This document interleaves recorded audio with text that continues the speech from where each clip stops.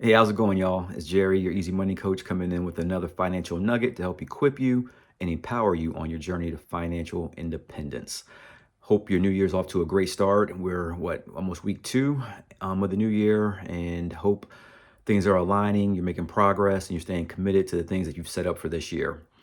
But coming on real quick because I want to share with you something just to plant a seed and to help you on this journey to financial independence, especially this year when it comes to managing your money.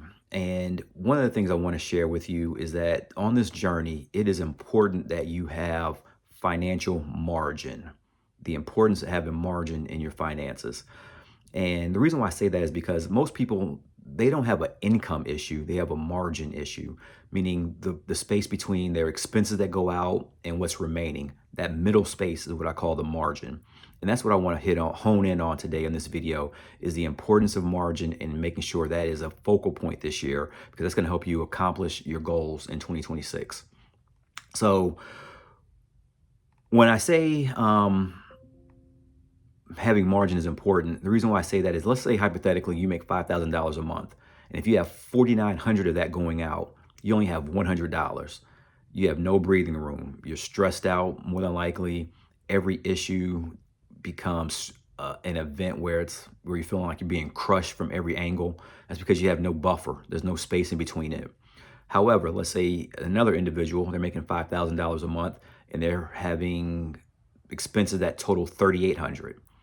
Now they have some breathing room, they have margin, and that's what's so critical in this game of finances, is increasing that space between you and life. And the reason why that's so important is because, let's be honest, having no buffer causes anxiety. Anxiety leads to stress, it leads to making poor financial decisions, and you miss out on golden opportunities when opportunities present themselves. And the reason for that, and I get it, is because you're focused on the short term. You're focused on here, right now, like making the payments just to keep the lights on, to keep the food on the table, etc. Like looking down the road is kind of hard when you have no buffer. On the flip side of that coin, when you have some breathing room, you can then take a step back, you can assess your financial situation, and then when opportunities present themselves, you can then pounce on them because you have a little bit more cushion there. In addition to that,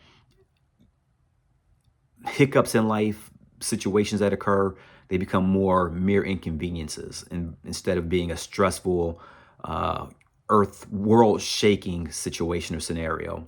So that's why in this year, I want you to really hone in on the margin.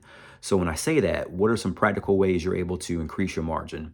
First thing, you're gonna have to find ways to cut your fixed expenses. Find ways to eliminate either a subscription, whether a bill that's no longer that's serving you, maybe it's a streaming service, something like. Find ways to reduce the amount of algo that you have. That's the first thing. Find ways where you can cut back, whether it's maybe temporarily cooking your lunches and not eating out as much. I know for myself that I cut the cable cord when I was trying to increase more margin. At the time, I went to a cheaper gym package so that I could have more margin. So like, get creative, but find ways where you can lower your expenses when you do your budget. That's the first thing. Lower those expenses. Second, you're gonna have to find ways to increase your income. You got to get the cash flow up. And maybe that's working overtime if your job allows it. If overtime's not an option, maybe you have to get a part-time gig on the weekends. If not, tap into whatever talent you have. If you have an opportunity to maybe cut hair, or if you're if you can bake pies, whatever your gift is, tap into that, monetize it, create that income. That's going to help your bottom line and give you more breathing room, more space, so you have more margin this year.